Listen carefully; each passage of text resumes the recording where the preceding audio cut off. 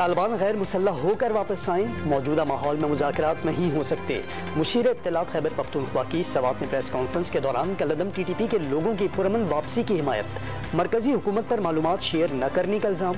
Barrister Saif ने वफाकी वज़ीर दाखिला राना सनाउल्लाह को झूठा शख्स करार दे दिया। वज़ीर आज़म का आलमी बरादरी से कर्जे रीशेड्यूल करने के बजाय सैलाब के नुकसानात में मुआवनत का मुतालबा। पाकिस्तान मुआवजा नहीं, मौसमियाती तबाही पर इंसाफ मांग रहा है। फाइनेंशियल टाइम्स को इंटरव्यू में शहबाज शरीफ ने मतलूबा वसाइल की अदम दस्तियाबी से सियासी अदम इस्तेहकाम का खदशा जाहिर कर दिया। इमरान खान पर मौजूदा सूरत हाल का फ़ायदा उठाने का इल्ज़ाम भी लगा दिया। इक़्तिदार पर काबिज़ गिरोह आइन और जमहूरियत पर हमलावर है। लाजिम है कि कारकुनान हकीकी आज़ादी का पैगाम हर फर्द तक पहुँचाएँ। इमरान खान की PTI शुमाली पंजाब के सोशल मीडिया जिम्मेदारान से मुलाकात के दौरान लॉन्ग मार्च की तैयारियों पर गुफ्तगू। सोशल मीडिया पर भरपूर तहरीक चलाने के अहकामात भी जारी।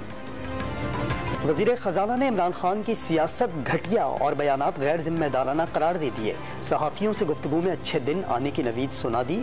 ज़र मुबादला के ज़खायर चंद रोज़ में बेहतर होने की यकीन दहानी भी करा दी। डॉलर के जल्द पर कतरने का इंदिया भी दे दिया। दावा किया कि डॉलर की हकीकी कदर 200 रुपये से ज़्यादा नहीं। पीपल्स पार्टी का NA 237 मलीर में जीत का जश्न। बिलावल भुट्टो जरदारी का इलाके में शानदार इस्तकबाल। कारकुनान ने फूलों की पत्तियां निछावर की।